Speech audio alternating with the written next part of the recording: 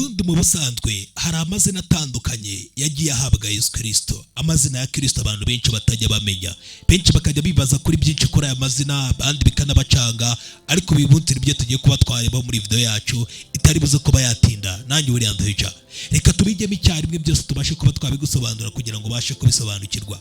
Hari ikintu kimwe ntigeze mbasha kumenya igihe nari nyiri gutangira gukurikira Yesu Kristo, ngo mbashe kumenya Yesu uburyo amazina y'uko yari menshi n'icyo cyose yari asobanuye. Ubundi buri zina ryose rya Yesu Kristo rifite buri gice gitandukanye ndetse gisobanura uwo yari ari we ndetse n'icyo yaraje gukora. Reka ibi bintu byose rero tubyingiremo byose tubisobanukirwe, ndetse birashoboka ko hari ibyo wari warumvisheho mbere, byose turubuje kuba twabisobanura. Reka duhere ku izina rya Yesu w'i Nazareti. Izina rya mbere, Yesu w'i Nazareti. Burya igihe Yesu Kristo yavukaga abantu ntabwo bari bafite amazina abiri nk'uko uyu munsi twebwe tuyafite. Iki gihe bakundaga kuba bakunda kwitwa abenshi, bagatazirwa amazina y'imijyi bakomokamo cyangwa se amazina ya ba papa wabo. Urugero nka Simoni mwene Yona. Yesu rero yakuriye mu mujyi mutoya w'i Nazareti mu gace k'i Galilaya. Rero kabone n'ubwo yari yaravukiye i Betelehemu, yaje gukurira i Nazareti. Ni nayo mpamvu abantu bakundaga kumwita Yesu w'i Nazareti. Ibi byari bisobanutse kandi byari byaranahanuwe, ndetse Yesu yari yaravuye hari i Nazareti gire niho yari yarakuriye aranahavukira. Icya kabiri, irindi zina Yesu Kristo akunda kwitwa ni Yesu w'i Nazareti. Ubundi Kristo ntabwo ryari izina rye rya nyuma, ahubwo Kristo riva mu ijambo ry'ikigereki risobanuye ngo Christos, bisobanuye ngo uwasizwe, anointed one. Ni rimwe n'ubundi nk'izina ry'igiheburayo ijambo bita Mesiya. Wa wundi Yesu tumwita Yesu Kristo, Yesu bisobanuye ngo ni uwasizwe, uwatoranijwe kugira ngo ayoherezwa n'Imana kugira ngo atabare isi yacu. Izina rya gatatu, umwana w'Imana. Iri zina ryerekana kamere ye iva mu ijuru cyangwa se inkomoko, cyangwa se ko Yesu Kristo afite divine nature, afite kamere yo mu ijuru. Bisobanuye ngo Yesu Kristo ntiyari umwarimu, ntiyari umuhanuzi, ahubwo yaje avuye mu ijuru mu buryo buri direct aturutse ku Mana Data. Yesu Kristo igihe yavuga ngo ndi umwana w'Imana, yarimo abisobanura neza ko asangiye kamere imwe, imbaraga n'ubutware bimwe nk'Imana Data ubwayo.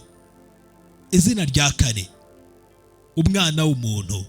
Iri ni rimwe mu izina rikunze cyane Yesu Kristo yakundaga kuba yakoresha cyane, bituruka muri Danieli ibice byaho 7. Danieli ibice byaho 7 umurongo wa 13 aratubwira ngo hanyuma nitegereza ibyo neretswe nijoro, mbona haje usa n'umwana w'umuntu aziye mu bicu byo mu ijuru, aza umucyo umwe usanga wa mukuru nyir'ibihe byose bamumugeza imbere. Ati nuko ahabwa ubutware n'icyubahiro n'ubwami kugira ngo abantu b'amoko yose y'indimi zitari zimwe bajye bamukorera. Ubutware bwe n'ubutware bw'iteka ryose butazashira, kandi ubwami bwe n'ubwami butazakurwaho.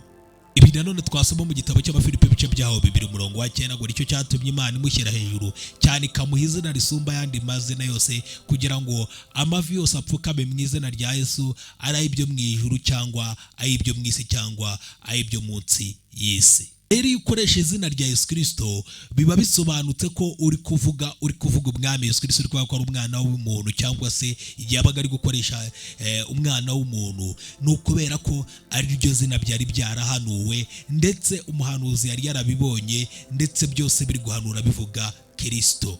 Rero Kristo igihe abivugaga aravugaga ngo ninjye wa muntu woherejwe n'Imana, cyangwa se ninjye wa muntu ukomoka mu ijuru, nubwo mfite umubiri w'umuntu ariko noherejwe kugira ngo nyobore ubwami bw'Imana bw'isi. Izina rya gatanu ni umwana w'intama w'Imana.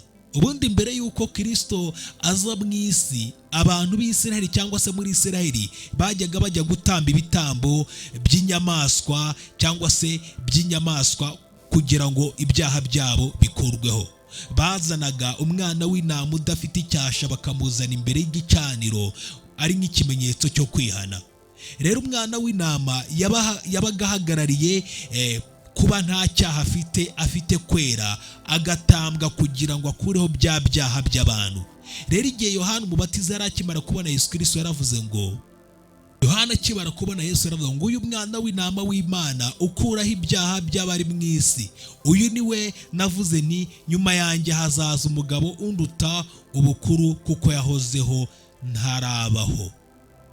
Ibi byose ni Yohana ubwe yabivugaga, avuga Kristo ko ari we gitambo cya nyuma, ari nacyo gitambo gihambaye cyabasha gukiza ab'isi bose. Ibi byose Yohana yabivugaga kubera ko ntiyari yarigeze abona Kristo na mbere, ariko yaramubonye aramumenya. Avuga ririya jambo, Yesu uri umwana w'intama w'Imana, ko ari cyo gitambo cyari kije gukura ibyaha by'abari mu isi bose, kuba mwizera bose kugira ngo bahabwe ubugingo buhoraho, ndetse hatazaboneka urimburwa, kubera ko umwizeye kabone n'ubwo yaba yarapfuye azabona ubugingo buhoraho. Ahubwo hahirwa uwihana akemera kumukurikira we wese mu buryo bweruye. Hari n'andi mazina menshi yandi ya Yesu, buri mazina yose agenda ahishura uburyo Yesu Kristo ari umunyembaraga. Irindi zina uwamenya ni Emmanuel. Emmanuel bisobanuye ngo Imana iri kumwe natwe. Irindi zina ni umwami w'amahoro. Irindi zina ni Jambo. Irindi zina ni umwungeri mwiza. Irindi zina ni inzira, ni ukuri n'ubugingo. Irindi zina rikurikiraho ni umucyo w'isi. Irindi zina rikurikiraho ni umwami w'abami. Aya mazina yose ahishura ukuri. Rero aya yose aganisha ku kintu kimwe, agaragaza uwo Yesu Kristo ari we. Ese niba iki kiganiro cyabashe kigufashije, nawe gira ushimira umwami Yesu, umubwira ngo ndagushimira kubwo wandokoye.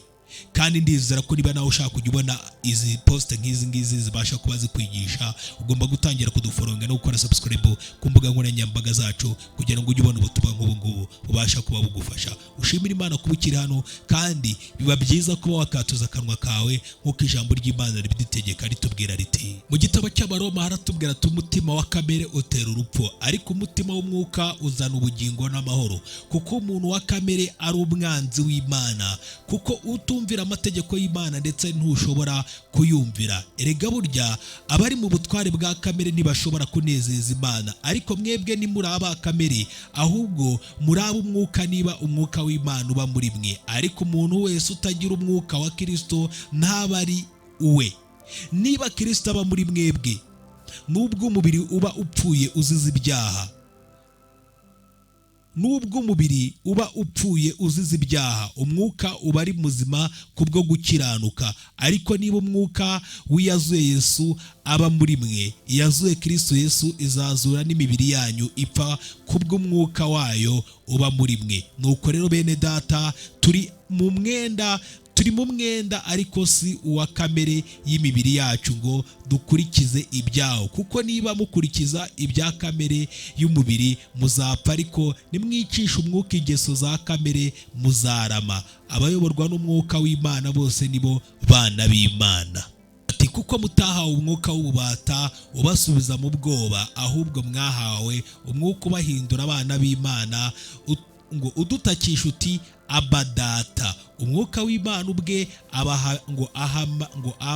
ahamanya n'umwuka wacu yuko turi abana b'Imana, kandi ubwo turi abana bayo turi abaragwa, ndetse turi abaragwa b'Imana, turi abaraganwa Kristo niba turi abana, niba tubabarana nawe ngo duhabwe ubwiza nawe. Mbonye yuko imibabaro y'iki gihe idakwiranye kugiranwa n'ubwiza tuzahishurirwa. Abaroma ibice byaho 10:9 ngo, nitwatuza akanwa kacu yuko Yesu ari umwami, ukizera mu mutima wawe yuko Imana yamuzuye, uzakizwa. Kuko umutima ari w'umuntu yizeza akabarwaho gukiranuka, kandi akanwa akaba ariko yatuza agakizwa. Kuko ibyanditswe bivuga biti, uwizera wese ntazakorwa n'isoni. Imana ibahe umugisha.